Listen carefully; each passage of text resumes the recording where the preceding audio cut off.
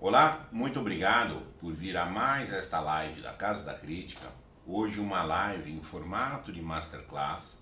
Nós vamos nos ocupar de um grande assunto, um assunto que é o orgulho, essa dimensão tão natural, tão problemática, porque ao mesmo tempo que ela é natural e dentro de certa medida muito necessária, tá? Ela também é um vício muito grande. Ela também é um grande problema. Saber bem pôr o orgulho no seu devido lugar é uma das grandes dificuldades da nossa maturação e que esta live quer ajudar contra isso. Pôr o orgulho no devido lugar e proteger-se do orgulho alheio, tá? Entenda? Isso também é muito necessário. Tá? Então, vamos dar início, tá, a esta live deste tema tão importante. Orgulho, brio, arrogância, autoestima, jactância, soberbo. Muitos termos, e alguns com sentidos de vício e outros com sentidos virtuosos. O próprio orgulho, ele tem uma dimensão de vício, ele tem uma dimensão, até não vou dizer de virtude, mas ele tem uma noção salvífica. E muitas vezes é difícil você definir exatamente os termos. Aonde do orgulho vira arrogância, aonde passa para a soberba, precisamente a distinção da jactância. Tá? O brio e a autoestima a gente vê que tem cargas positivas. E também são elementos que têm conteúdos próximos ao sentido de orgulho. Então o que eu quero aqui é dar um esquema geral desta paixão chamada orgulho.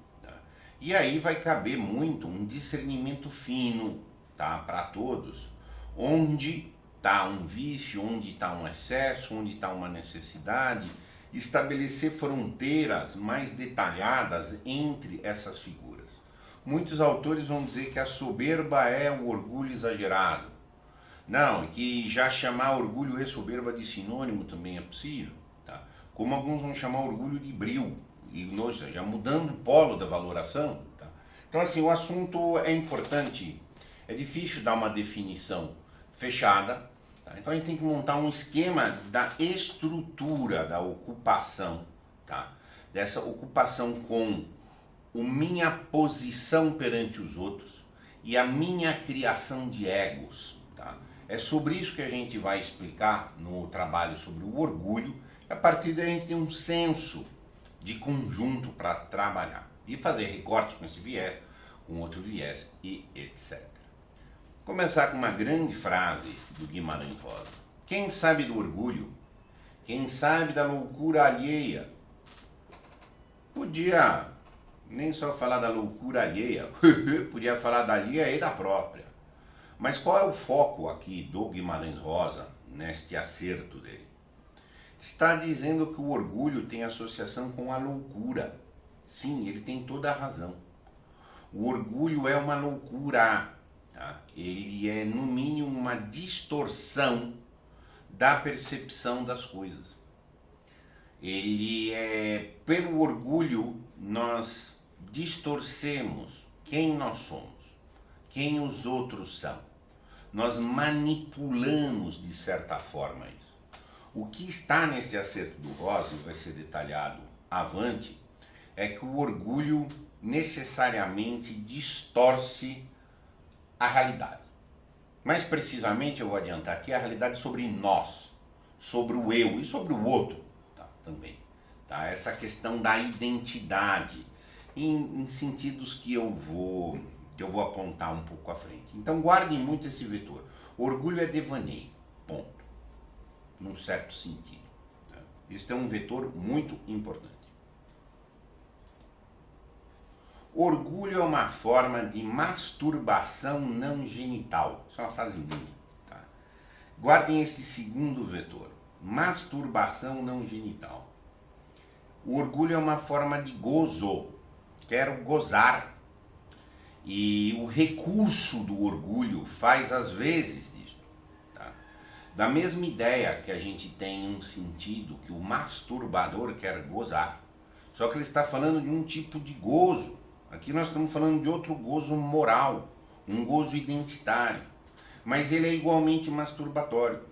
Sim? Por quê? Porque ele é uma criação, ele é um ato isolado, sozinho. Tá? E ele é tão estéril quanto é um ato de masturbação. Um ato de masturbação ele é estéril do ponto de vista de afeto. Só a pessoa pode ter um delírio de que porque ela tem prazer, ela está tendo carinho. Tá? Quando está tendo carinho nenhum. Tá? E esse é o sentido. Mas ambas são mecanismos de gozar, são mecanismos de prazer. Tá? Do mesmo jeito que alguém pode se viciar em masturbação, pode se viciar em orgulho. É uma forma de ter isoladamente um prazer, tá? Mas aqui é visto no mau sentido, uma necessidade de prazer porque está baixa a felicidade. Sim, exatamente. Quem tem uma vida afetiva boa, tem inibições para masturbação. Quem tem uma vida afetiva boa e autoestima boa, senso de potência bons, tem missão para cumprir, tem inibições por orgulho. O orgulho entra nessas formas de compensação porca. Tá? Este é o sentido. Mas qual que é o vetor que tem que estar aqui? Prazer. Tá? Então a contribuição do Rosa é um problema de delírio, de deformidade, de ilusão, de distorção de realidade. E o viés que eu estou colocando aqui é o vínculo do prazer ao orgulho. Se o orgulho dá prazer, obviamente ele dá desprazer. Claro, a gente está falando de prazer e o ego ferido, o orgulho ferido, nossa, como dói, gente. Entende? O que dá prazer dá dor, né? Essa é uma questão de ver pelo polo. Então, qual a grande dificuldade humana? Sempre vai ser a nossa dificuldade. Viveremos com este drama, com esta nervura existencial, que é um juízo objetivo sobre si. Sim. O juízo objetivo sobre si só pode começar a ser razoavelmente vislumbrado numa maturidade razoável.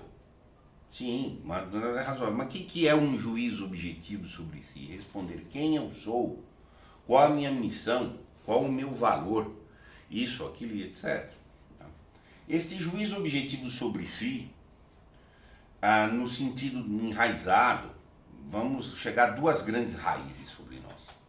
Uma significância, que também é chamado de autoestima. Eu significo, eu valho, pelo simples fato de que eu sou. O simples fato de eu existir, eu tenho um valor. Essa fonte, esses valores podem ser múltiplos, pode ser um valor relacional, pode ser um valor absoluto. Tá? Níveis de valores relacionais. Aqui tem um grande problema do orgulho. Tá? Então a autoestima eu sei que eu valho, seja lá quem eu for, mas eu me ocupo de bem conhecer-me, inclusive porque eu tenho valor. Ainda que eu vá me conhecendo sucessivamente, vá me escavando sucessivamente, eu inclusive me entrego a essa escavação porque eu sei que eu tenho valor. Se eu tenho uma inibição de sentimento de estima, eu não me escavo. Eu vou ficar gerando soluções porcas, paliativas para me dar prazer, por exemplo, o orgulho. E o senso de potência. O senso de potência, por sua vez, é uma derivação da significância. Se eu tenho valor porque eu sou, eu tenho valores para agir, eu tenho poderes para agir, tenho poderes para frutificar. Desde a ontologia de Aristóteles, a gente já fala que a potência integra o ser. Tá? Então esse senso de potência, as coisas que eu posso fazer. Tá? E o que eu posso fazer? No sentido, o que eu sou forte para fazer? Agora, o que eu devo fazer como missão? Como missão a que eu vou me entregar. Que eu tenho força para fazer e eu tenho um dever fino, um dever metafísico de realizar. E esta própria realização dessa ação integra o meu ser em si, e este é o meu significado, enquanto nesse grande fluxo. O nome disso é amor, gente. Que amor que eu vou dar. Tá? Este fluxo, que amor que eu entrego. Qual o arranjo de movimentos vitais, de fluxos existenciais, de convergência que eu vou dar. Isso é a nossa grande dificuldade. Nos valorizar, descobrir nossos potenciais, ser fiel às descobertas. Muitas vezes o camarada descobre a vocação e não tem força para ser fiel a ela. Aí vai cair numa estrutura de vícios, necessariamente. O A e o B, quando a pessoa, ao longo de uma maturação, ninguém nasce maduro, tá? Ao longo de uma maduração, vai alcançando o seu senso de autoestima, um senso de potência, acredita em si, tá? Dentro de um juízo objetivo, de um juízo realista, tá? Ela vai tendo felicidade, mais precisamente felicidade e liberdade. E ela vai tendo menor necessidade de prazer, de orgulho. Aqui tem uma gangorra que a gente tem que explorar muito. Vale para o orgulho, vale para os vícios e para o prazer de um modo geral. As pessoas muito felizes são menos dependentes de prazer. Não quer dizer que não precise ter prazer, não quer dizer que é ruim ter prazer. Mas a afirmação precisa quanto mais feliz alguém de menos prazer ela necessita. Ponto. O prazer, no mais das vezes, é uma compensação da não felicidade. É muito ingênuo intelectualmente, é muito imaturo existencialmente identificar felicidade com prazer. O oposto da felicidade não é o desprazer. O oposto da felicidade é a tristeza. Estamos tristes, uma perda. Tristeza é uma sensação de perda. Perdi o quê? Perdi a graça. Graça da vida. Tudo é de graça. Eu ganhei o meu ser. Ele é dado. Eu ganhei potências. São dadas. Eu posso escavar e dar vazão a elas. De tal maneira que se eu não faço isto, eu perdi. Eu deixei. Tá? Ponto. Isto vai levar a um sentimento de tristeza. Não confundir com o desprazer. É perfeitamente possível ter uma vida feliz com desprazeres. É perfeitamente possível ter uma vida triste, cheia de prazeres. Inclusive, a própria questão há muito o prazer naquela vida, há muita busca de prazer, isso é um grande sinal de que você está diante de uma vida triste. Que ela precisa do prazer. Tá? Entenda? Aí o prazer passa a ser uma necessidade, pode virar uma dependência. E o orgulho está aí. Quando eu fiz a associação do orgulho com a masturbação, o cara tem uma fonte de prazer. Claro, são prazeres diferentes. O gozo, no sentido do orgasmo sexual, não é a mesma estabilidade psíquica, momentânea, que também é explosiva e momentânea e fugaz, do orgulho, da jactância, da soberba e etc. Tá? Mas num primeiro instante ela dá um prazer. O prazer nos faz esquecer instantaneamente algum estado de tristeza. Tá? Então esse é o nosso grande problema. Fazer um juízo objetivo sobre minha significação, sobre a minha autoestima, sobre meu senso de potência, equivale, dentro do que eu estou dizendo aqui, a fazer uma busca da minha felicidade. Claro, fazer um juízo objetivo e honrá-lo. A virtude de nos conhecer, e nos conhecer com realidade, é uma virtude intelectual fina. Tá? Agora, há a virtude da fortaleza, que é ser fiel à visão que tem. A situação do cara tem uma visão, eu recebo aqui direto, gente. O camarada saca, em alguma quadra da vida, com a missão dele, um chamado vocacional mesmo, existencialmente relevante. Só que a vida dele está arrumada de outro jeito. Ele tem um dilema e reorganiza a vida dele inteira e segue para esses patamares que vão maturá-lo ou desvê o que vê, desentende o que entendeu. O que acontece? Vira orgulhoso em instantes. Em instantes. Entre outros vícios. É assim que é o esquema de vícios de um modo geral. Tá? Entenda. E vai buscar prazer. Então, como ele renunciou a uma realização, ele precisa de compensações. Quando o Rosa fala, sabe, da loucura alheia, ele não disse a expressão, mas está querendo dizer do ego. O que é o ego? O ego é um falso centro que nós mesmos projetamos. Nós estamos o tempo inteiro projetando egos, inventando egos. Egos são... eu não encontro, é muito raro o encontro entre duas almas. Quando esse encontro entre duas almas acontece, ao que é uma comunhão de consciências. Isso é raro. Isso acontece entre pessoas muito amadurecidas. Tá? Normalmente são egos que se encontram. A função do ego é fazer outras relações. Na academia eu me comporto de um jeito. Tem um trejeito que eu projetei. Eu projetei isto lá porque eu tenho algumas expectativas que eu tiro de outras comparações em outros ambientes. Isso tudo é recíproco. Então eu ponho um ego, que é um papel, é um jeito ambiental, as pessoas também consideram os outros e ficam trocando os egos. Os egos são viáveis, os egos servem para viabilizar esses encontros sociais. Mas eles são problema. Ao mesmo tempo que eles são indispensáveis para a vida social, feito a gente vai ver, tá? Eles vão nos distorcendo. Tá? Tem gente que acredita no ego. Tem gente que acredita piamente no seu ego. Exatamente.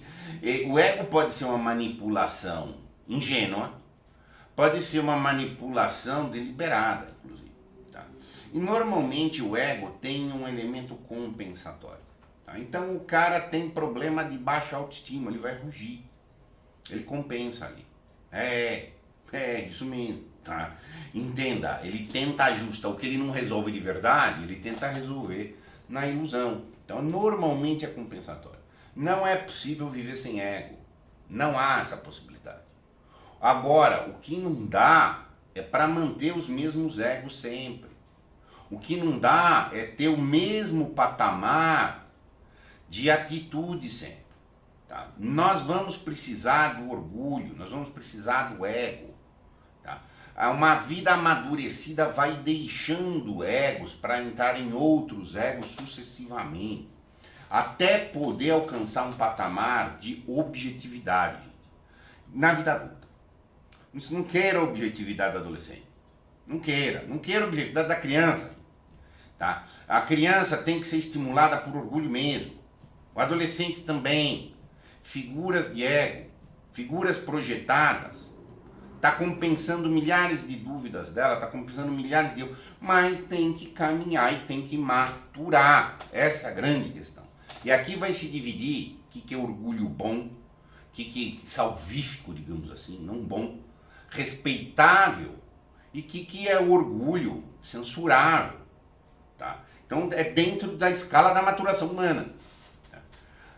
O orgulho é a farinha e fermento do egocentrismo. A criança é egocêntrica, manifestamente. Ela acha que o mundo inteiro é o peito da mãe dela e ela. A criança tem que ser mimada, ela tem que ser satisfeita, ela tem que ser atendida.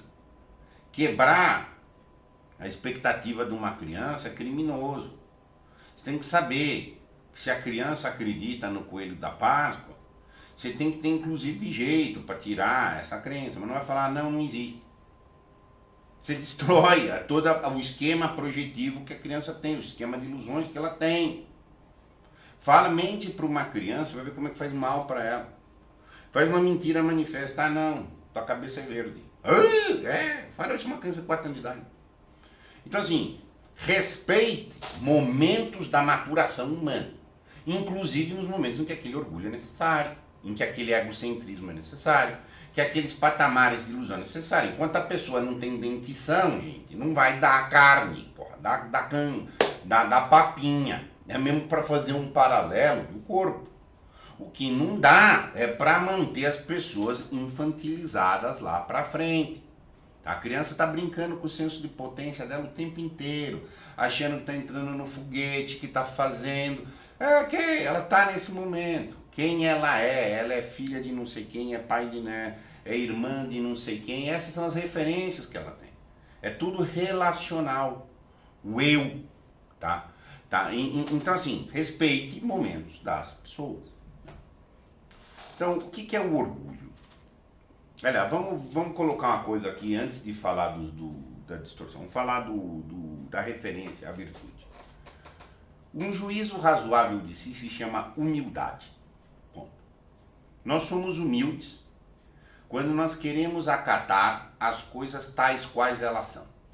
No mínimo, quando eu faço um esforço de ser justo e pôr as coisas como razoavelmente são. Se eu não vou conseguir, se eu vou errar, ok. Mas assim, é uma atitude de buscar a adequação mental, psíquica, valorativa das coisas. O nome disso é humildade.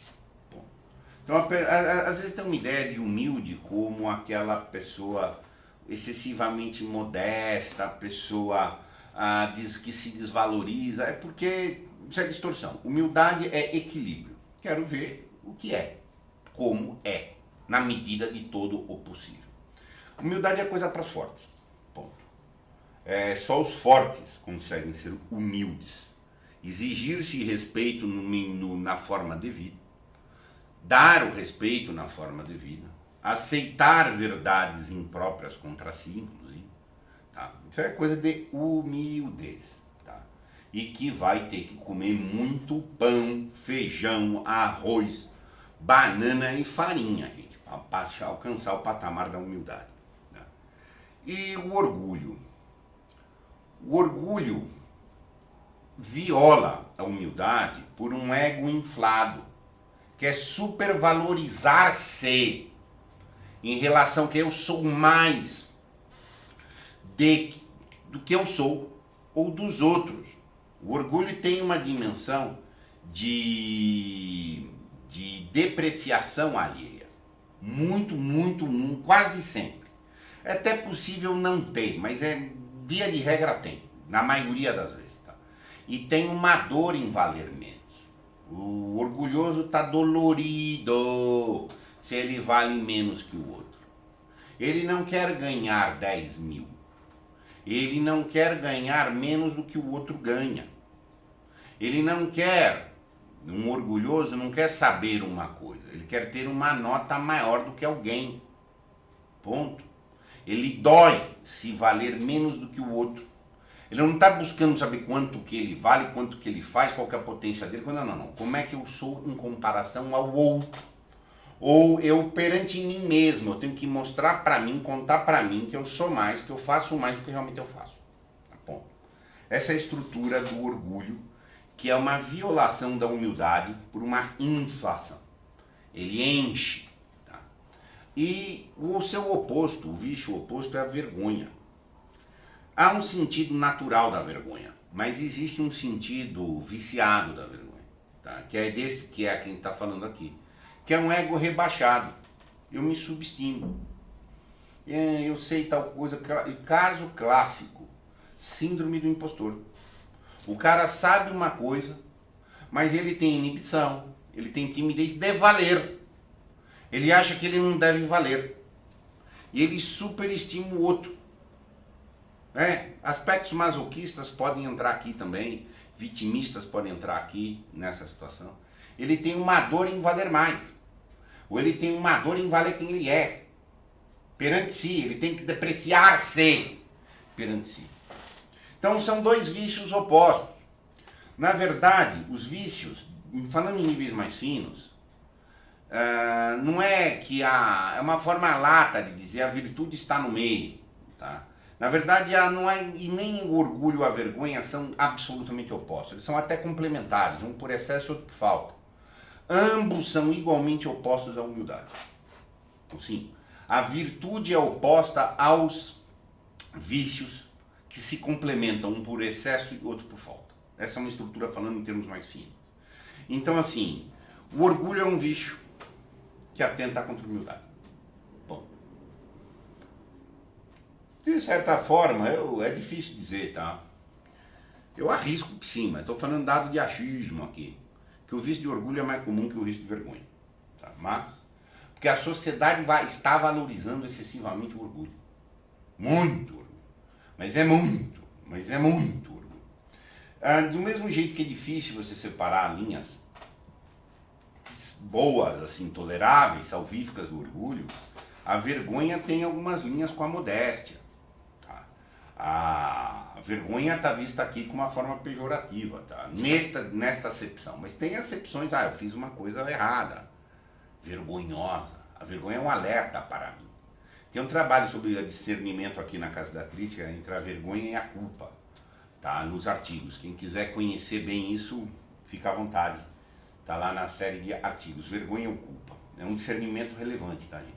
Mas é um afeto necessário. Tá? Aqui ele está sendo colocado no mau sentido. Tá?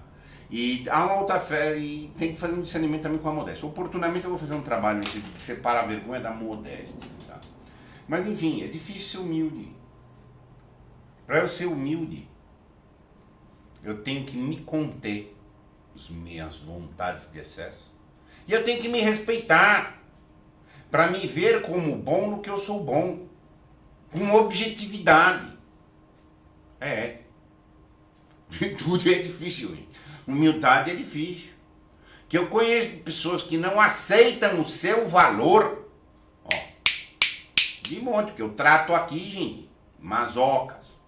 Síndrome de impostor. Tá? O cara sabe que sabe, mas se sabota. Tá? Ponto. Por vezes, o orgulho é uma solução porca para a vergonha. Uma solução porca de todo e qualquer vício é pendular. Então tá num lado de um pêndulo, vai pro outro. Exato, você tá entendendo? A solução não é necessariamente porca, tá? Mas são esquemas que são feitos aí. E o cara dá do orgulho, vir para a vergonha também. Manter a humildade, que é um senso ativo, constante, permanente, reflexivo, sucessivo, ininterrupto, de reflexão em cima de reflexão, tá? Demanda força, dedicação, uma imensa abertura de atitude e etc. Nós temos duas dimensões vitais. Eu tenho estudado muito o Ortega y Gasset, gente. Eu tinha feito isso aqui antes de parar com o Gasset, quando ele fala o eu e as circunstâncias. Daria para explorar por esse viés também, mas eu usei este aqui, uma relativa / comparativa, que faz, de certa forma, às vezes, das circunstâncias, mas com um apelo mais social, etc. E absoluta. O absoluto é. Eu sou eu, absolutamente eu. Ponto. Como é difícil isso. Este alcance desse absoluto, gente, tá? É pra gente muito amadurecida. Não na idade também, mas na atitude. Porque a gente está vivendo sob uma cosmovisão que nós somos filhos do meio. Comparamos-nos. Somos uma média de X pessoas com quem a gente vive. A gente acredita nessa bobeira, essa baboseira, bobagem. Pode até ter verdade aí, mas é uma verdade de um caráter estatístico. Porque a maioria das pessoas não são pessoas, são egos, exclusivamente egos projetados. Beleza. Está falando nesse sentido descritivo da realidade, é um assunto. Descritivo, crítico da realidade social, beleza.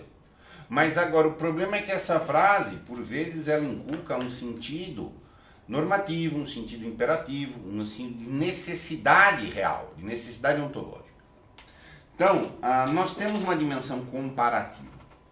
Quando nós comparamos, precisamos comparar. A comparação é a primeira forma de aprendizado.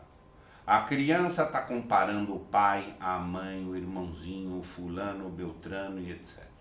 A partir desses esquemas de comparação, que ela vai aprendendo. Impossível não comparar, tá? Agora tem que ir refinando isso, tem que ir diminuindo isso. Uma vida amadurecida sai do máximo de dependência, o ser humano é o mais dependente de todos, até uma independência. Na independência absoluta sou eu. Ponto. Eu e Deus. Eu e o cosmos. Isso é a visão espiritual por trás. Mas ela é metamundana. Tá? Ponto. O contrário, a vida não se torna madura. Ponto. Pode dizer essa questão. E aí o orgulho vai fazer vez, o prazer vai ser muito necessário, e etc. Então nós temos uma dimensão comparativa, eu vou criando egos. Quero um ego aqui, quero um ego ali. Qual que é o máximo, gente, da dimensão comparativa? A defesa que a gente faz hoje de direito de igualdade. Direito de igualdade é fundamental, dentro de certos limites e situações e contextos. Dentro de outras questões, ele é uma comparação para baixo, para negar o absoluto, para negar a singularidade existencial. O orgulho, de certa forma, ele nega a singularidade, porque ele nega a realidade. Ele é uma projeção montada, tá? É uma negação. Tá? Qualquer coisa fora de uma busca sincera de humildade é uma negação. É uma manipulação social ou pessoal. Consigo, pode estar se manipulando ali.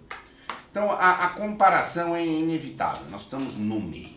Agora, acreditar que eu sou o filho absoluto e tão somente do meio, olha, é um papo que difícil, né? Ah, mas as multidões acreditam, enfim, deixa acreditar, por isso que o orgulho está crescendo tanto. O orgulho é gigante, a distribuição do orgulho. Pode ser a única coisa que as pessoas têm. Se você não tiver felicidade, você precisa do orgulho. Inclusive o orgulho da sua infelicidade, que é o que eu vou deixar um pouco claro.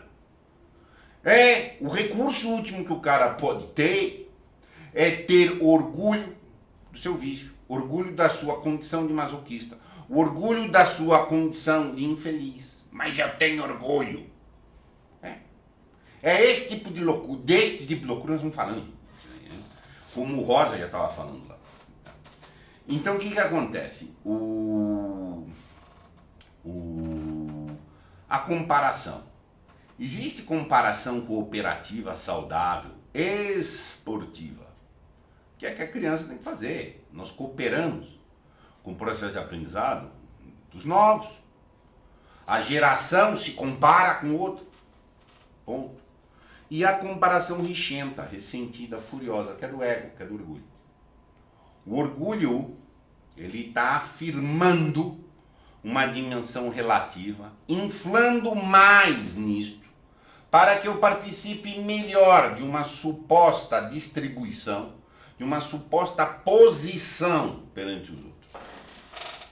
Vamos dar separar aqui uma comparação rixenta e uma esportiva. Vamos fazer um concurso de contos. Ok. Fomos fazer uma corrida. Ok. Quem venceu foi o fulano. Melhor contista. Quem melhor corredor foi Beltrano. Se há um espírito esportivo, cooperativo, saudável, todos estão felizes. Todos estão felizes. Eles vão saudar o vencedor. Mas saudar o vencedor não é saudar o vencedor propriamente dito. Senão seria uma lisonja. É uma degrau de uma escada de ascensão sutil, de que Platão falava, por exemplo, pela beleza. É louvar a pessoa bela. É louvar a beleza, a graciosidade humana. Reconhecer que fulano foi o melhor de nós. É louvar a vitalidade, a capacidade humana. É espantar com o gênio humano. Ponto. E não com a pessoa ou o vencer ou ganhar. Não me limita ao orgulho. Aí se torna uma dimensão que seria agonística. Ah, o cara ganhou. Eu que devia ter ganhado.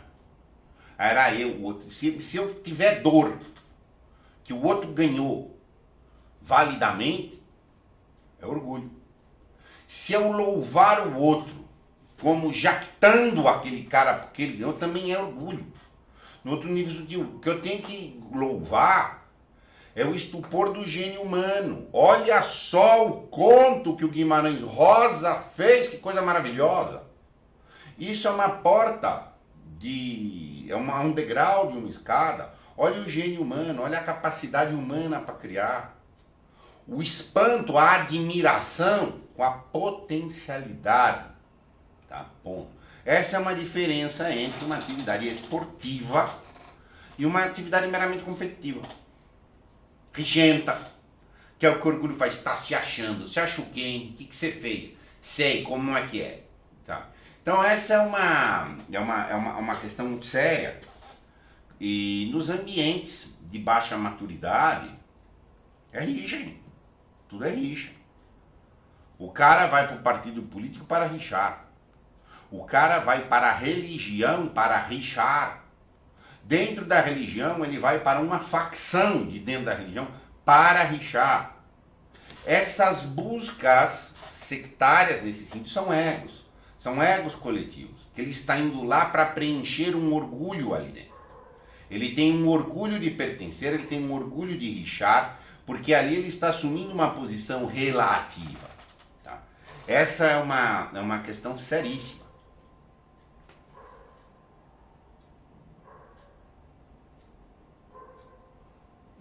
Às vezes uma pessoa humilde é confundido com tola, boba. O Dostoiévski dedicou a obra O Idiota exclusivamente com essa temática. Que o único cara iluminado ali era tratado como o idiota. Exatamente. Humildade vem com humus, tem a ver com fertilidade. Sim, se você não é humilde, você não está construindo nada, porque você está operando dentro de uma ilusão. Tá? Então você está construindo um chão em cima de um mundo talvez que não exista.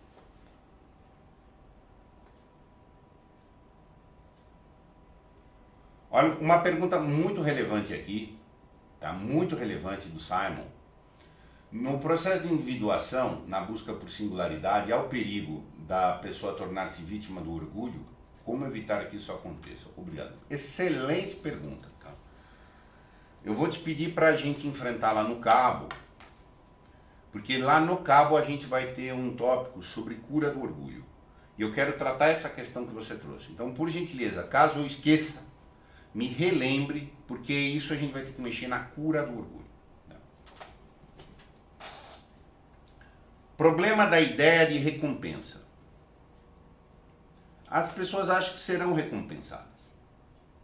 Vão ser reconhecidas, vão ser validadas. Que é uma forma de poder. O orgulhoso, ele acha que ele vai ter alguma vantagem. Ele sempre está achando que ele tem alguma vantagem em afirmar um orgulho,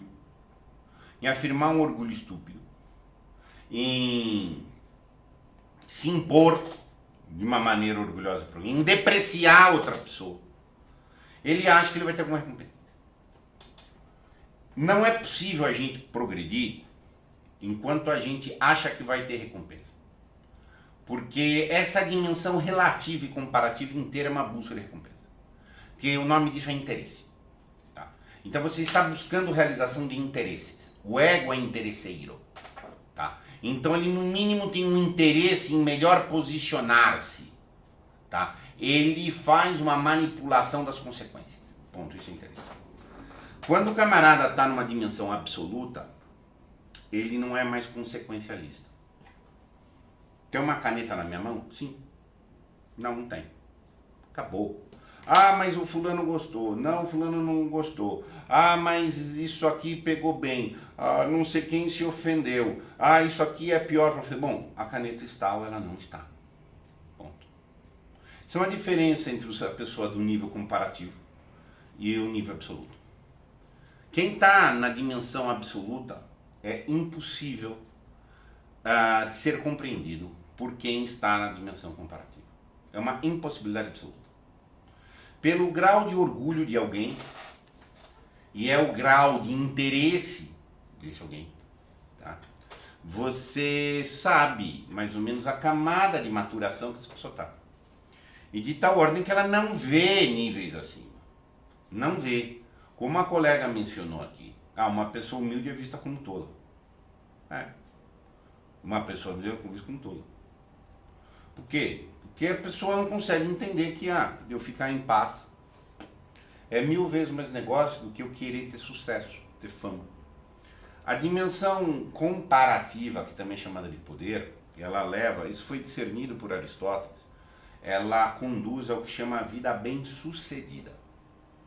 Tanto que o sucesso tem o gozo do orgulho. Eu valho porque eu tenho sucesso. Eu valho mais porque eu tenho tantos minutos de fama na televisão, porque eu sou visto, porque eu sou falado, porque eu sou lembrado. Porque me reconhecem, lembram de mim. Isso é uma métrica de sucesso. Ponto.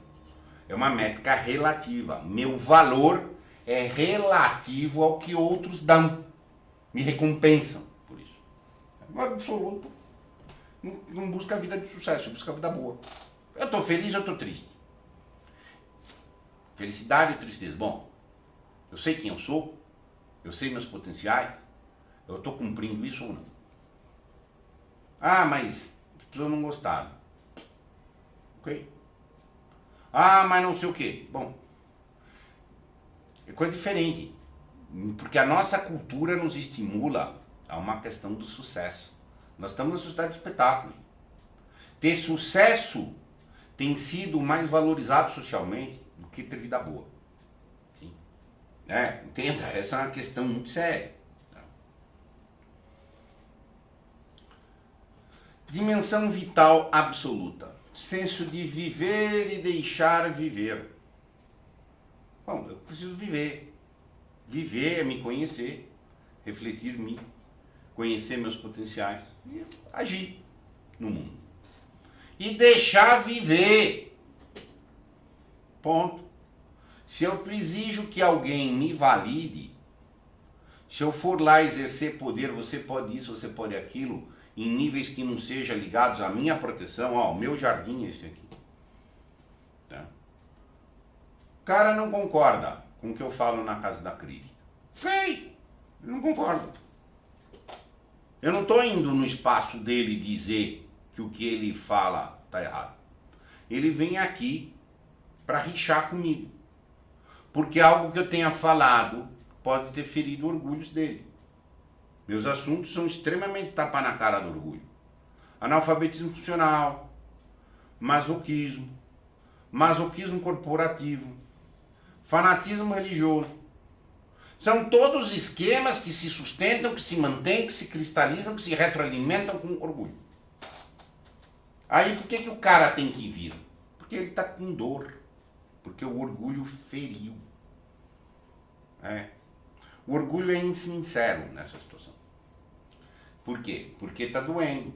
Se eu falo que o analfabeto funcional é um masoquista, se eu falo que a vida corporativa é um viveiro masoca, ele não concorda? Beleza.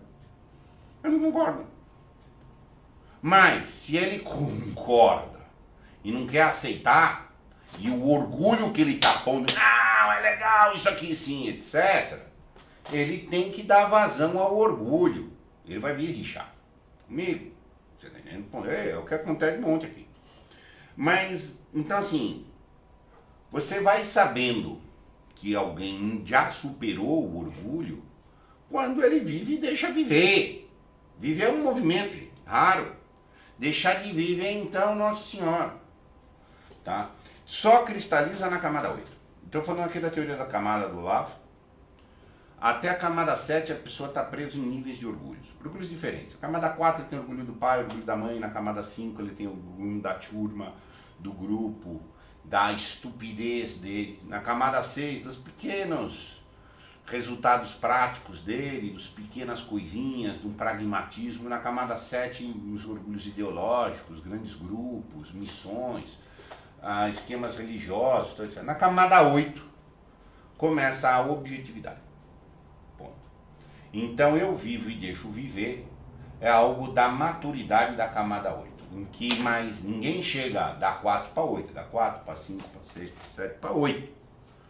Quem quiser conhecer trabalho aqui sobre as camadas, tem também no YouTube, na Casa da Crítica, meu vídeo explicativo sobre essa teoria das camadas. Tá? Ok, então vamos voltar. Não vamos ficar sem orgulho. Mas ele tem que ir sendo modulado. Até a pessoa chegar na camada 8. Agora, você falar com um cara de 35, 40 anos, cara estudado, pós-graduação, e não tem patamar de objetividade, e vai resolver coisa no orgulho, é um estúpido. É um estúpido. Aí você está entrando numa situação que não é compreender um processo de maturação, não. Você está diante de um imaturizado, de um puer ou de um estúpido. Tá? Essa é uma situação. Mas são multidões, não tem dúvida. São multidões, não tem dúvida. O cara liga, eu tenho orgulho de tal coisa, e o senhor está falando que tal coisa não é correta. Eu falo, se tal coisa é correta ou incorreta, enfim, ela é correta ou incorreta. Agora, se você tem orgulho, isso é irrelevante. Isso não é argumento, isso é tua autorreferência. Argumentar pelo orgulho é uma autorreferência. Tal coisa é verdade, porque eu tenho orgulho dela. Você está falando que você está falando algo que é autorreferente, é um círculo que fecha em você mesmo. A coisa é verdadeira porque eu digo que é. E por que você diz que é? Porque eu tenho orgulho. Porque eu gosto, porque eu tenho prazer de sonhar, eu tenho prazer de desejar que assim seja. Bom, entenda? E qual o valor intelectual disso? Zero. Zero. Então, não há pessoa que tem nem condição de ter um debate de um conteúdo intelectual. Agora ela vem falar que não quer que eu viva. Se ela vai viver a ilusão dela, se ela está certa ou errada, se eu estou certo ou errado, é outro assunto. Mas agora ele vem molestar eu viver. Você está entendendo? Entenda. Isso é uma questão séria. Tá?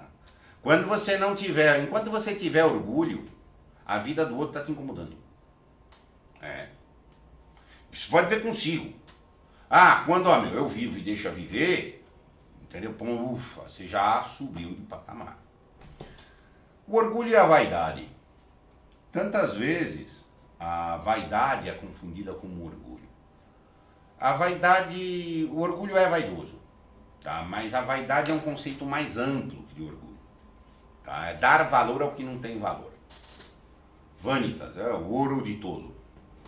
Mas para o nosso viés aqui do orgulho, vale pegar. A vaidade pode ser uma coisa sem nenhum elemento relacional comparativo. Pode ser um afundamento meu, eu tenho uma vaidade, está comigo, o assunto não tem nada para comparar com ninguém.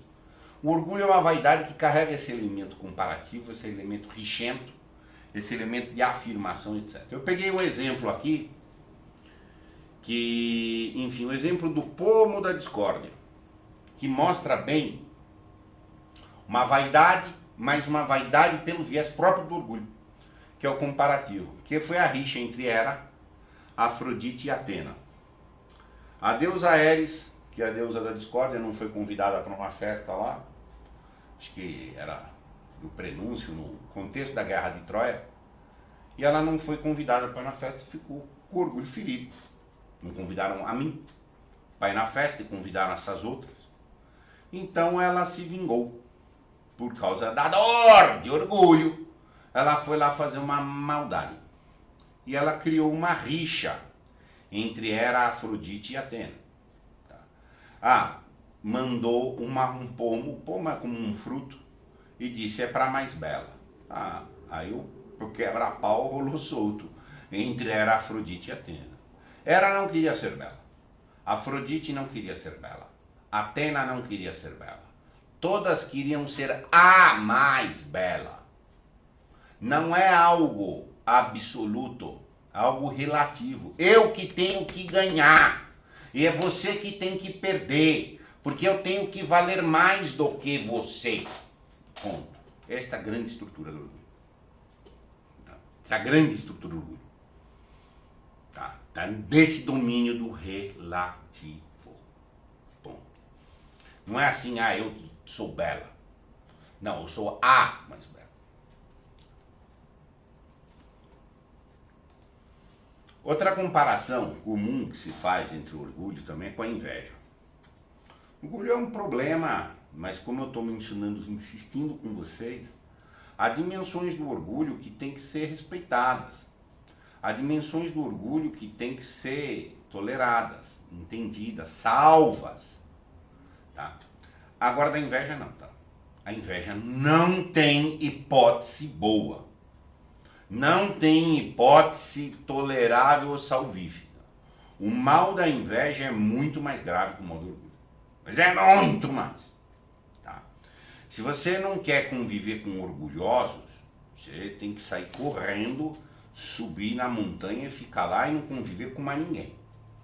Porque é impossível você não conviver com orgulhoso. E a chance de você ser orgulhoso ou ter sido muito orgulhoso ou recair em orgulho. Agora inveja não dá, gente. Inveja não dá.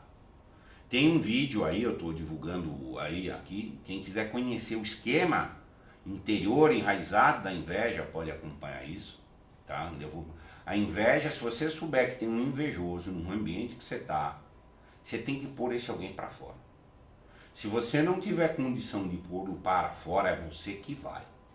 Ponto. Com o orgulhoso você vai ter que meio administrar a coisa. Mas com o invejoso não dá. A inveja não tem esse elemento relacional. Não é que eu quero ser mais bonito do que você. Não, eu não quero que você seja feliz. Independente de qualquer coisa. A inveja é ter uma dor. O orgulho é ter uma dor porque eu me sinto menos do que o outro. Ou porque o outro é ou se sente mais do que eu. Ponto. Isso é orgulho. A inveja é me incomodar porque o outro é feliz. Ponto. Não interessa se eu sou melhor ou se eu sou pior. Eu ganho 10, o cara ganha 5. Eu estou melhor do que o cara.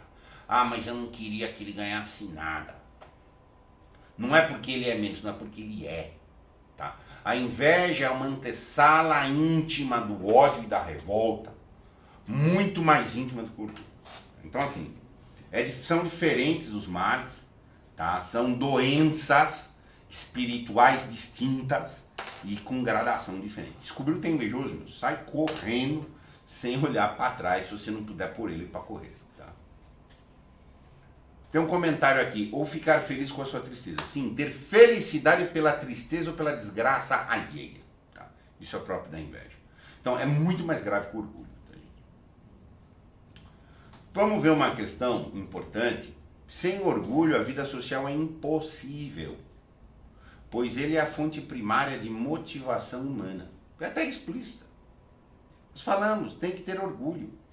Orgulho nacional, a nação. Pelo orgulho nacional, o militar vai para a guerra, mata e morre. Orgulho cívico, orgulho regional. Tem orgulho de ser gaúcho, tem orgulho de ser nordestino, tem orgulho de ser paulistano, tem orgulho de não sei o quê. Tem elementos necessários aqui da coesão social, tá? Até algum limite razoáveis. Mas é óbvio que é até um limite mesmo. E pode ser até um limite razoáveis para certos níveis de pessoas, certas gerações, certa idade, certa fase de maturação, etc. Agora, tem uma hora que não dá, né, gente? Tem uma hora que não dá mais. Achar jactar-se da sua nacionalidade. Que é isso, gente? Gostoso ter um brio nacional, mas também tem limites. Tá? Então, assim, você respeita a euforia do jovem. O Brasil fez gol. O Brasil, ele acha que ele é brasileiro. Ele tem um orgulho da nação porque o jogou futebol. Ok, respeite isso dentro daqueles limites ali. Sabe? Então são coisas que, enfim, sem um orgulho, como é que as pessoas se uniriam? Não teria nenhuma coesão. Esse orgulho é o prazer. O jovem precisa da paixão. O orgulho dá esta paixão. O orgulho dá este prazer. Tá? Então, assim, o cívico, o regional, tá? e etc. Há o cultivo bonito da cultura regional. Particularmente, isso é uma coisa que me encantou muito no Rio Grande do Sul. Eu morei muitos anos no Rio Grande do Sul. Fiquei chocado com o nativismo que se cultiva lá. Agora, existe manifestação bela, evocativa, boa nisso, sem dúvida. Agora tem preguiça também. Agora tem preguiça da distorção, de etc. E tal, dos delírios que a pessoa pode chegar. Porque não é coletivo. Esse caso. Reverência hierárquica. Orgulho do comandante. Orgulho do chefe. Orgulho do gerente. Orgulho do líder. Idolatria. Orgulho de seguir o líder político. É orgulho, gente. Achar-se que se encontra por pertencer à minha estima. Qual é? A minha estima porque eu pertenço ao secto tal, que eu pertenço ao grupo tal, tá? E tá fazendo vezes da estima. Potência é vibrar com este grupo, vibrar com esse movimento. Ah, vai fazer. Motivação escolar. Ai, vem estudar para você arrumar tal coisa. O fulano não estuda, mas você vai estudar. Você vai saber mais que o outro, daqueles que não foram, tá? Profissional. Aqui você está na empresa X, nós temos missão. Tanta hipocrisia, mas instiga o prazer de orgulho. Ponto. Vida gregária em geral, grupo, sectarismo, tá na coisa toda.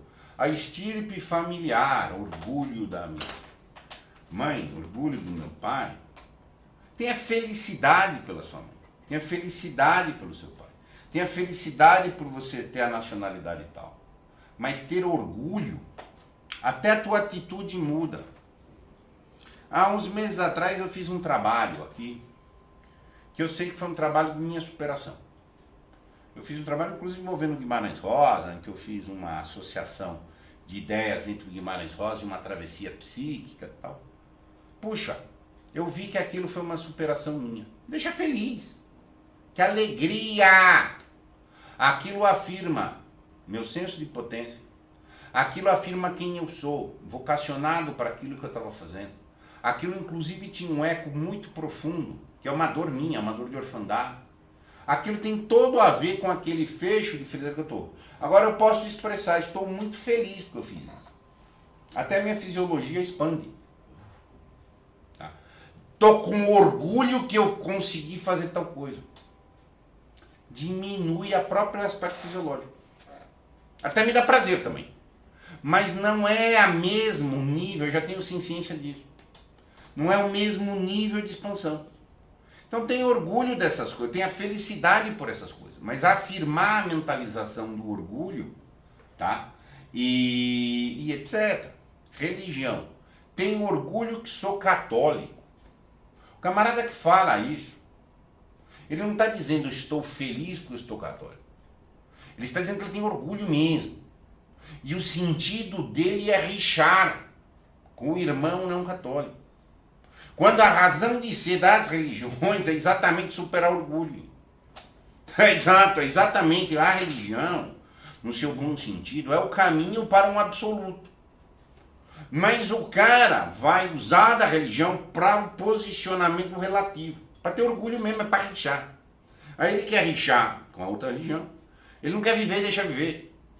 Ele tem que viver, deixa dizer, mas depreciando o outro pelo menos. Porque para ele razoavelmente achar que ele está bem, o outro tem que estar baixo.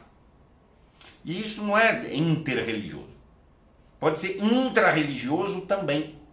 A facção, o isso, aquilo. Sou mais santo do que o fulano. De modo, ele não quer ser santo. Ele quer ser mais santo que o fulano. Você está entendendo? Ponto. Essa é uma situação. Pautas identitárias. Tenho orgulho do que sou mulher. É mesmo. Tenho orgulho do que sou homem. É mesmo. Tenho orgulho da minha orientação sexual tal. Não me diga.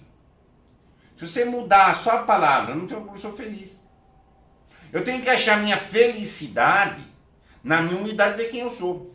Perfeito. Legítimo, correto, progressivo e evocativo. Agora eu já ponho o orgulho. Já é uma ideia de recompensa. A sociedade tem que me validar, alguém tem que me reconhecer, tenho que me posicionar. Tem todo esse elemento. Nós estamos na sociedade do espetáculo, que eu estou anotando aqui. Ela é totalmente comparativa. Aquilo que não for comparativo, para quem ainda está numa maturação de se motiva, se move pelo orgulho, não é sequer compreensível. Não é compreensível. Então, mas aí, então a maior parte da população é motivada, sim. Ela não é buscadora, ela é motivada, são coisas diferentes. A maior parte das nossas vidas também, sem dúvida. Eu consigo ver os anos que eu só trabalhei, só operei, tudo que eu fiz foi motivado por orgulho. Claramente. Tá? Até o meu processo de vira e mexe, avança, retrocede, mas mais ou menos anda progressivamente. E falando, não estou esperando recompensa de ninguém. Eu quero viver e deixar viver. Tá? Ponto. Tá. O Brasil é alegre, mas não é feliz, Renato Russo. Corretamente, mas isso é válido para o mundo, tá? O mundo é alegre, mas o mundo não é feliz. O mundo não matura. Eu, você, aquele ali podem maturar. Todos os movimentos que a gente está tendo no mundo hoje são motivados por orgulho, do ponto de vista da escala social. Então assim, não vi, claro, tem coisas novas, a sociedade do espetáculo é uma coisa nova. A sociedade do consumo é uma coisa nova. Tá? Mas assim, mas o esquema geral de um orgulho, por quê? Porque o esquema geral da vida humana é um prazer. Ponto. São poucas as pessoas que superam o prazer. E quando é alegre, mas não é feliz, o prazer está entrando aí num assunto, ele dá uma alegria, mas ele não traz a felicidade. Só que assim, isso foi anotado já por Aristóteles. Entendeu? Então vamos lembrar, o orgulho é uma forma de masturbação, gente. O cara goza de algo estéril, não leva pra nenhum. Ele continua sem afeto.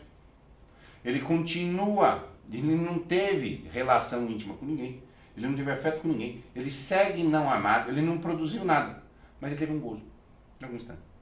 Aquilo ameniza um pouco e o cara continua. E ele fica dependente daquele processo. De tal maneira que pode estacionar ali.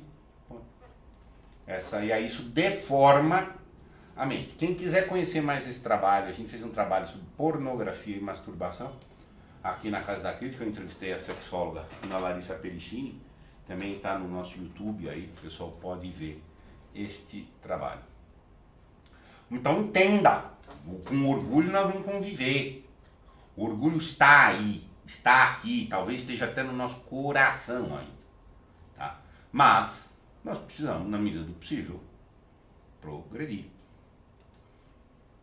Amor por orgulho. Isso aqui foi um outro trabalho que nós fizemos aqui, na série Educação pelos Contos Brasileiros. A gente leu a Divina Comédia, conto do Nelson Rodrigues, para fazer uma reflexão do amor por orgulho.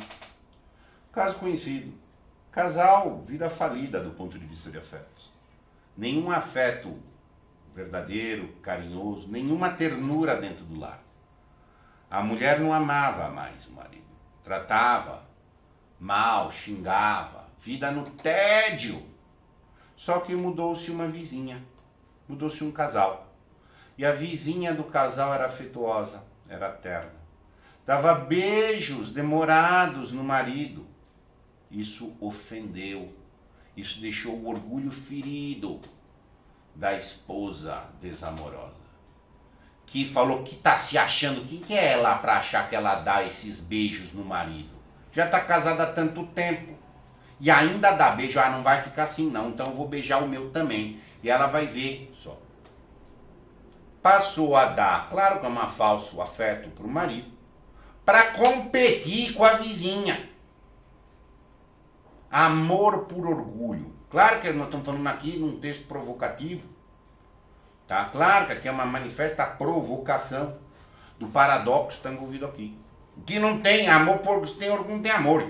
Essa é uma questão óbvia. Você está entendendo? Agora, mas você vai vendo como que é a força do orgulho. Como que a maioria das coisas é feita por orgulho. Tá? Muitas empresas colocam no site orgulho de pertencer. Sim, orgulho de pertencer. A pessoa na fase que está no mundo corporativo, que é lá no nível 5 a 7, Eu tenho orgulho de pertencer. Visto a camisa. É bacana vestir a camisa assim, por motivos corretos. A empresa está bem, está fazendo coisas legais, tá isso, o trabalho é humanizado, ok. Agora pode não ser, pode ser só manipulação de orgulho mesmo. Não é porque você está feliz que você trabalha, não, é orgulho só. Você tá entendendo? Então essa é uma questão séria. Tá? A força do orgulho. Se acabar o orgulho, acabou a vida social. Porque acabou o prazer. Ponto. Ah, então como é que faz o cara não trabalhar por orgulho e trabalhar? Tá porrada. Fazer com o escravo. Como é que faz o escravo? Carregar a pedra para fazer a obra. Paulada, chicotada, punição, deixa sem comer. Esse era o motivo. Hoje se bajula. Usar o orgulho alheio para extrair a ação chama bajulação. Também tem um trabalho sobre a bajulação aqui, um trabalho que a propósito ficou muito bom. Quem quiser conhecer, eu vou deixar link depois, tá? E a bajulação é um pacto de insinceridade. Eu sei que você tem um orgulho tal, então vou lá e te bajulo. Né? Então orgulho é falar bem de não sei o quê. Então eu vou lá, que legal, que bacana, isso, aquilo, te levo num prazer. Você fica excitado porque está tendo prazer. Eu obtenho de você o que eu quiser. É uma forma sedutora, tá? de movimentar. Tirar docinho da criança. Aqui algumas considerações já de rota de fecho. O argumento do orgulhoso pelo próprio orgulho. Um cara me escreveu, um cara que até que eu conheço, um cara até então tinha tido considerações bem pertinentes aqui na Casa da Crítica.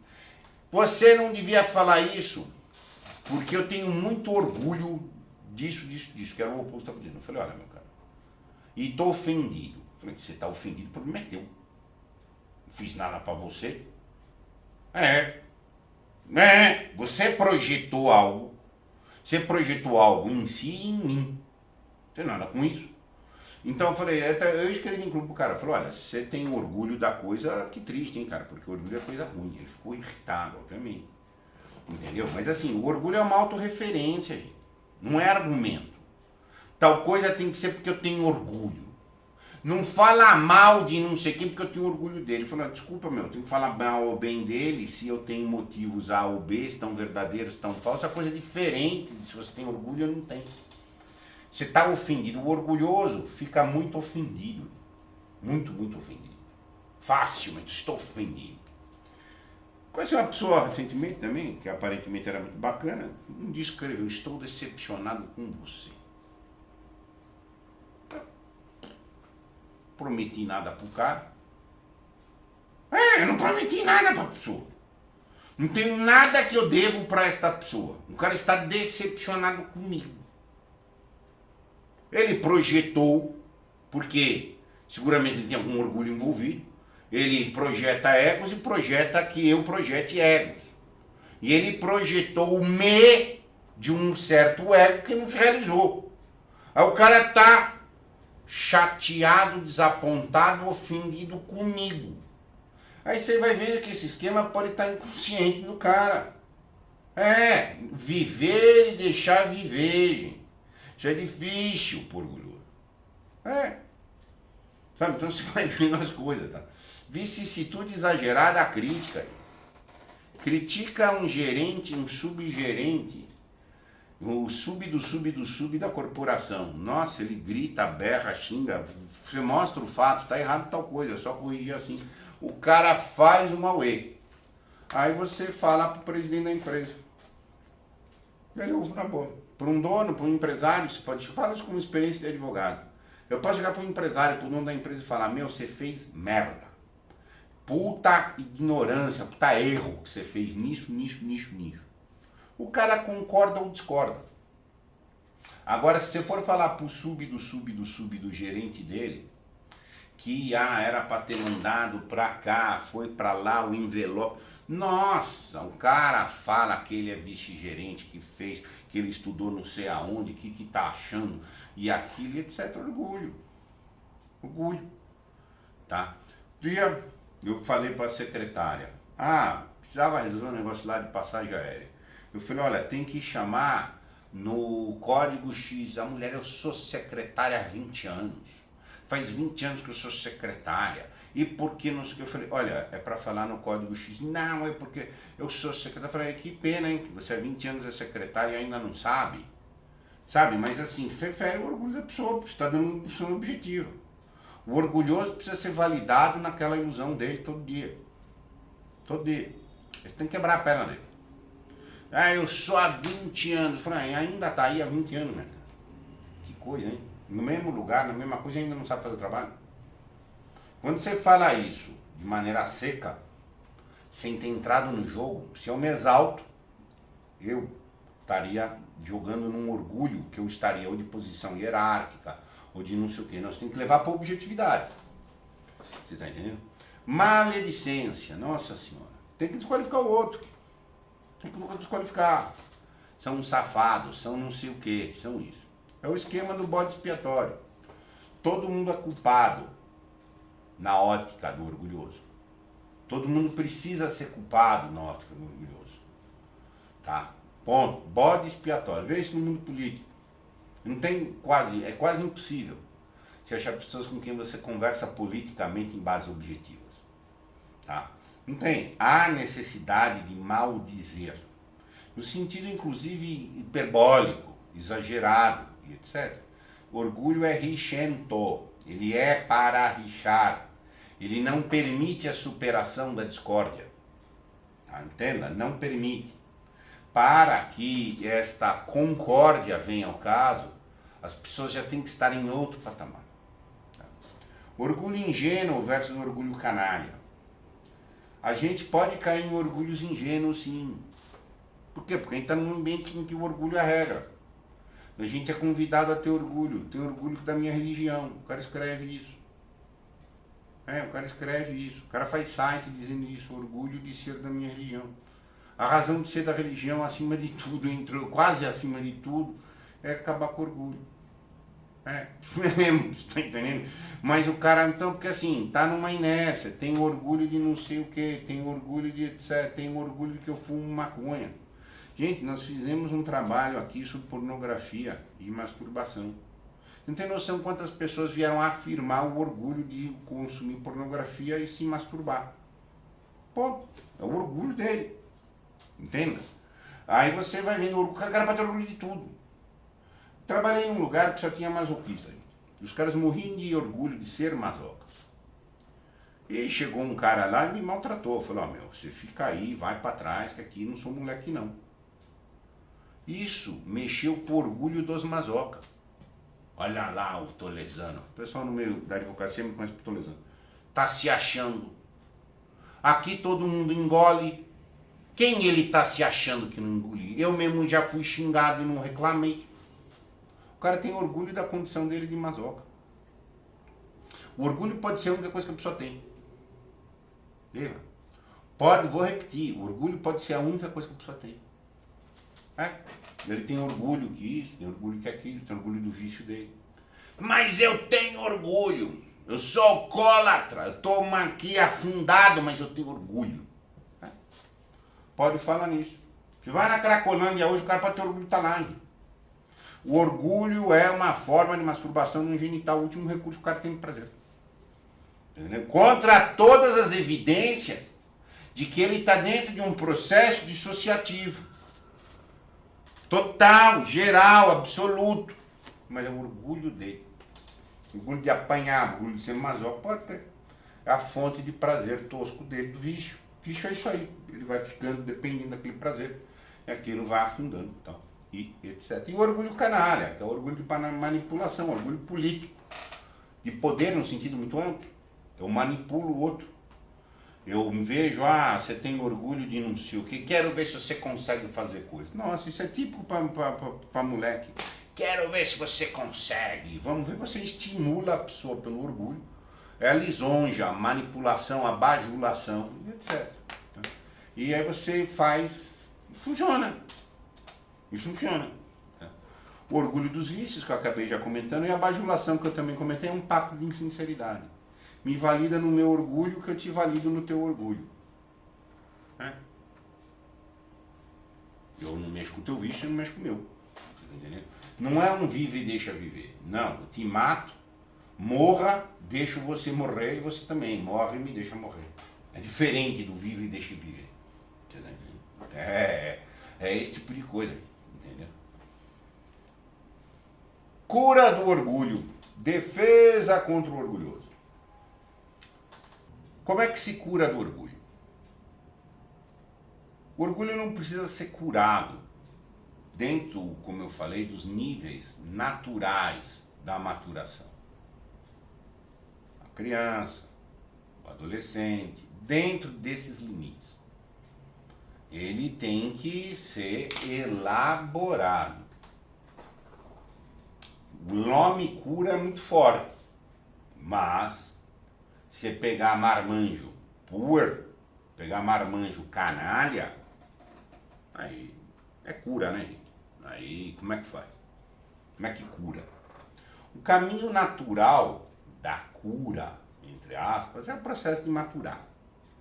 Bom, numa maturação, naturalmente, o orgulho vai dizer, mas as pessoas não estão maturando. Beleza, então a solução, a priori, é maturar. É muito difícil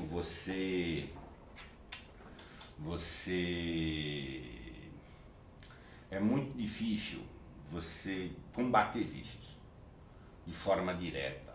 Pode ser feito, tá? Mas não é muito eficaz isso. O caminho oportuno é maturar, que por sua vez é lá pelo senso de potência, é desenvolver a virtude. Então, como é que eu maturo, como é que eu curo o orgulho? Desenvolvo humildade. Bom, como é que eu desenvolvo humildade? Vamos lá. Você é objetivo? Você fala sim ou não com as coisas? Você pede desculpa quando você errou? Eu estou errado, eu peço desculpa. Eu tento ser justo. Eu aceito ser criticado. Eu levo minhas considerações para crítica, eu levo tudo para o lado pessoal. O orgulho leva para o pessoal. Bom, é por aí que você desenvolve. Eu já faço o meu exame para saber do meu autoconhecimento, para saber a minha missão. Estou me preparando para cumprir uma missão de vida.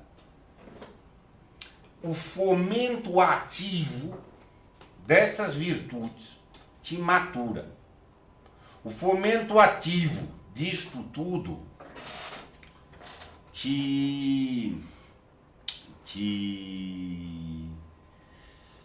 dá humildade, senso de potência, fica feliz, matura, vai, anda. Bom. Mas você não faz isso?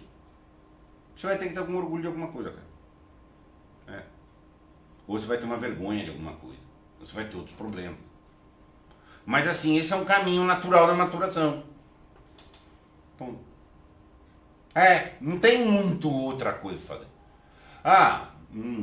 Aspecto pessoal aqui, tem pequenos toques. Você não gostou do que alguém falou? Enfim, não vai lá rixar. Você rixa, cara. Você ainda rixa quando alguém falou alguma coisa. Você simplesmente retira. Exige respeito da forma correta. Se eu sou desrespeitado, eu tenho que pôr limite imediatamente. Mas eu posso pôr limite de maneira, fica aí porque o teu lugar é aí, aqui você invadiu, me desrespeitou, isso aqui eu não vou aceitar, não. Ou eu posso dar escarcel, posso ter ficado ofendido.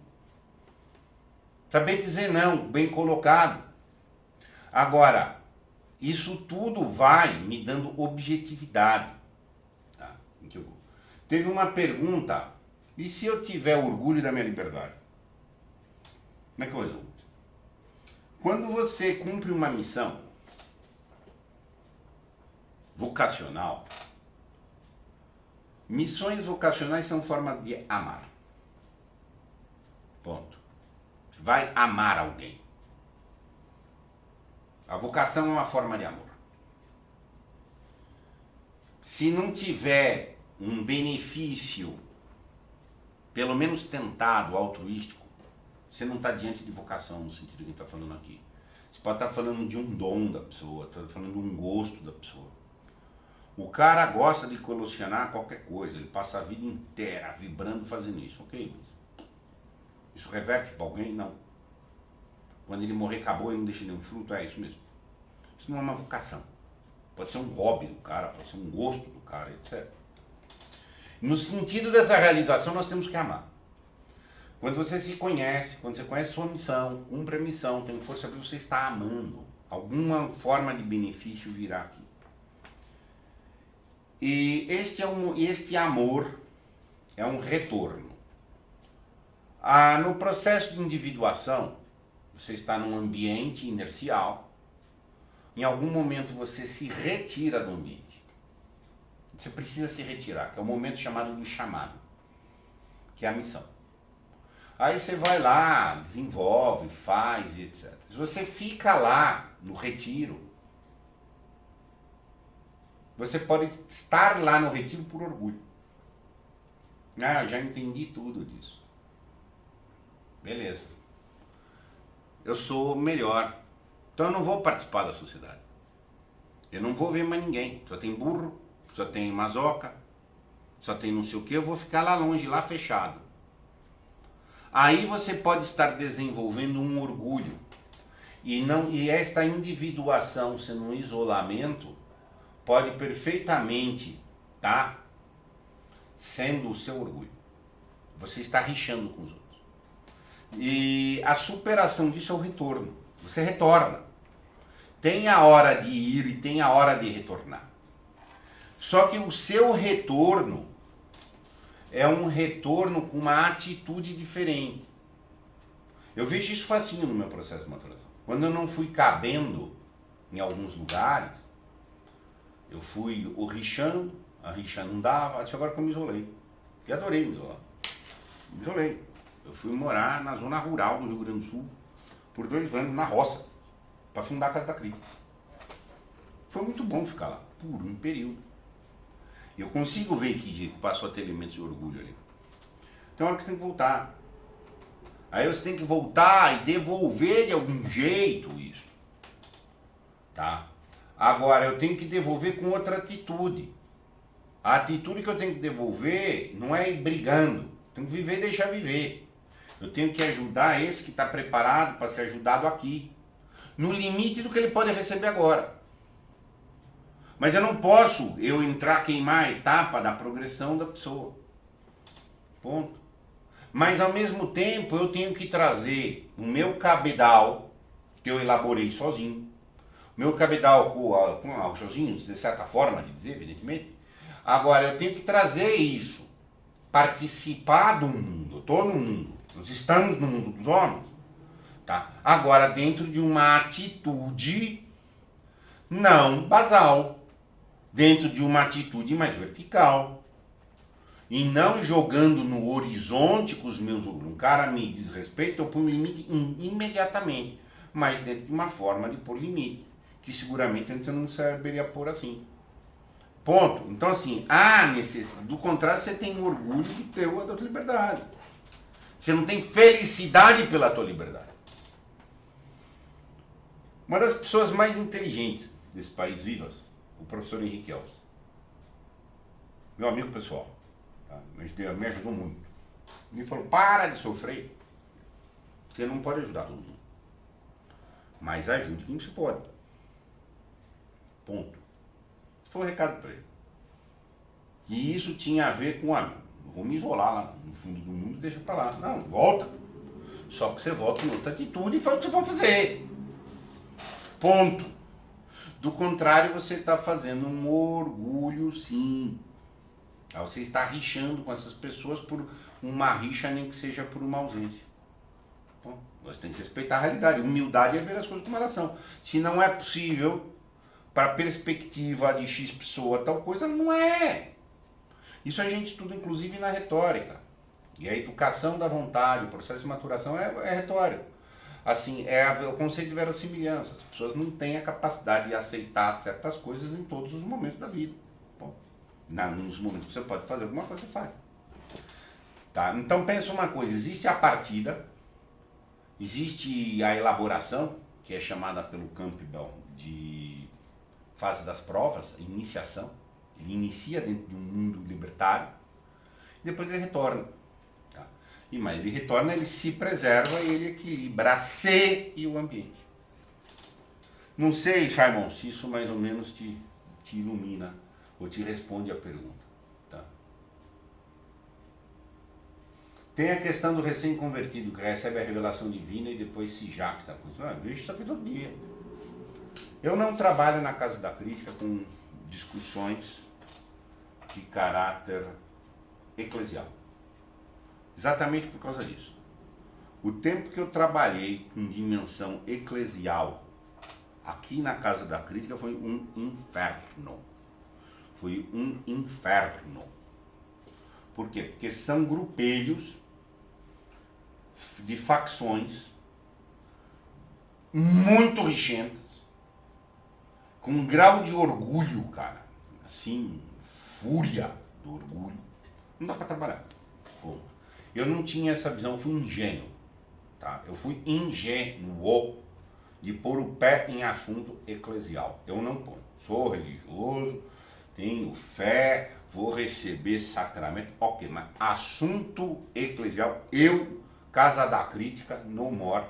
Porque é um chão, é um público, é um domínio de pessoas se jactando em patamar assim, quase canibal. Coisa assim, é feia, feia. O exercício proposto por Santo Agostinho ao final do dia, repassar tudo o que fez que poderia ter sido feito, é uma forma de defesa contra o orgulho? Pergunta de Renata. Sim, exame de consciência. Isso é diretamente ligado a quem eu sou. Ponto. E qual é o meu senso de potência? Diretamente. Isso é o exercício continuado para fazer um juízo objetivo sobre si.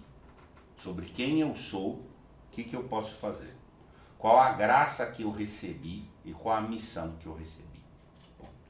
E isto é um exercício espiritual para ser feito anos a fio, para começar a ter efeitos mais frutíferos, etc.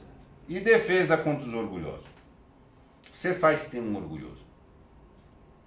Você faz ter um orgulhoso. Primeira coisa. Eu vou voltar a evocar as camadas.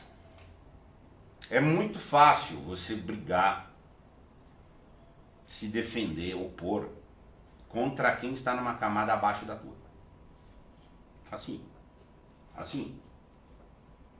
Está acima dele. Ponto. É igual a faixa de judoca, gente. O faixa preta tá com faixa branca, janta, né? Tá entendendo?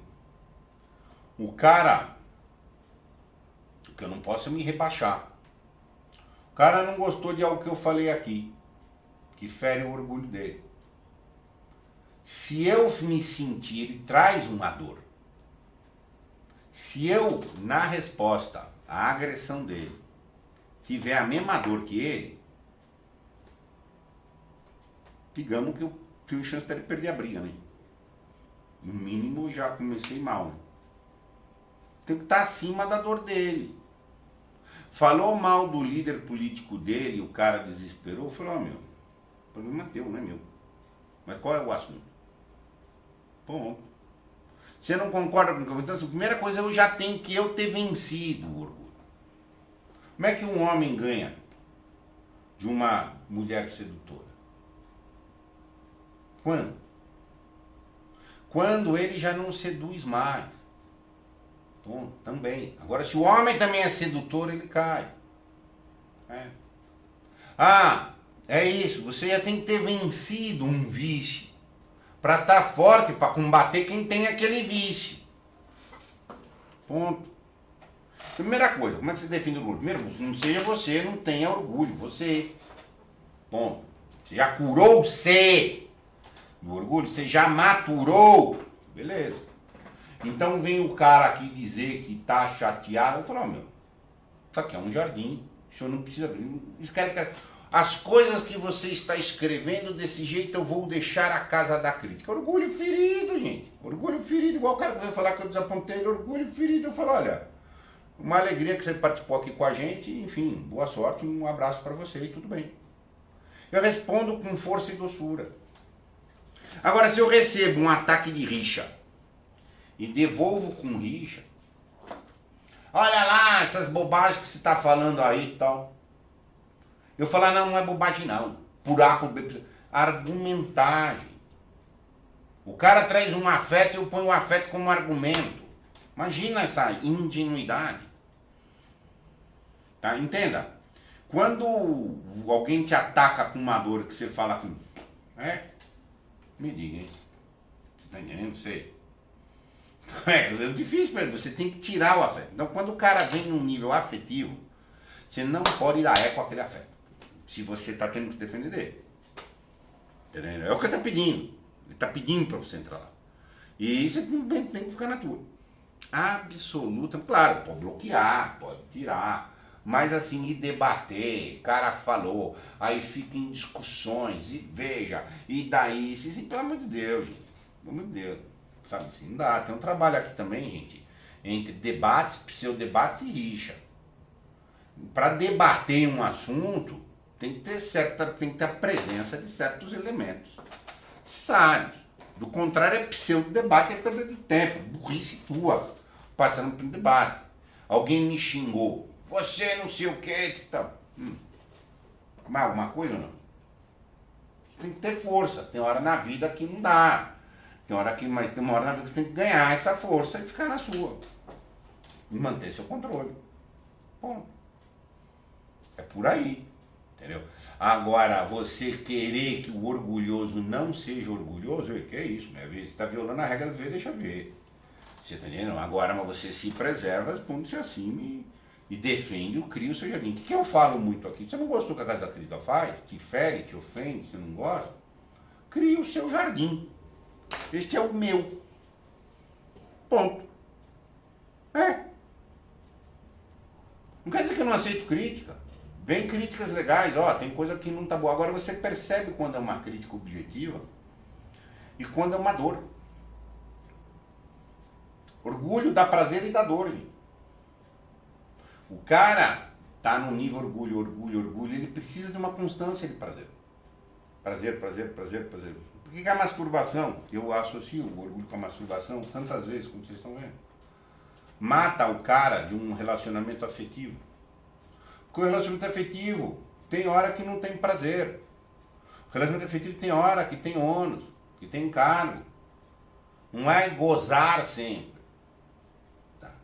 Ponto. Não gozamos constantemente. Você precisa gozar o tempo todo. Sexo, bebida, comida, regozijo, jactância. Tá? Você é servo desse prazer. E você não vai construir coisas. Porque essas coisas vai ter que abrir mão de prazeres para construir lá na frente. Então uma relação afetiva, por exemplo, ela passa. Tem muito momento de pão amassado, de tolerância, de segura, de aquilo. Então você não vai gozar sempre. Então quando você vem de um esquema que está gozando sempre, sendo confirmado na ilusão, um pequeno, aqui eu não concordei. Pronto, a casa desaba. Porque ele está vindo numa inércia só de gozo. Cima do orgulho. Bom, aí que acontece? Aí a casa do cara cai. Sabe? Essa é uma questão. Então assim, primeira coisa, você tem que sair fora desse nível rixento, afetivo e subir para objetividade. Romper vínculo. Saber romper vínculos. Tantas vezes tem que romper vínculos. Isso é uma coisa que na nossa cultura muitas vezes é muito difícil. As pessoas não rompem vínculos. Às vezes você rompe o vínculo. Vou romper o vínculo. Fala, olha, eu te agradeço. Eu rompi com pelo menos 800 pessoas aqui na Casa da Crítica no período eleitoral. Não foi nenhum patrulhamento ideológico aqui. Mas assim, vinha brigar, vinha exacerbar qualquer posição política. Sabe? Ponto. É o que eu fiz com o ambiente eclesial. Não dá, não deu. A pessoa ligou aqui para falar que a Casa da Crítica está fazendo culto ao demônio. Eu falei, o quê? Porque você entrevistou uma mulher que é budista. Eu falei, sim, semana com a polícia.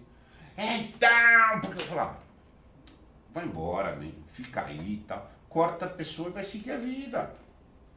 Mas assim, os níveis de disputa, de rixa, de ódio, de rancor que houve aqui, o que eu fiz? Eu me defendi contra ele, como falou, vambora essa gente aí, e deixa pra lá.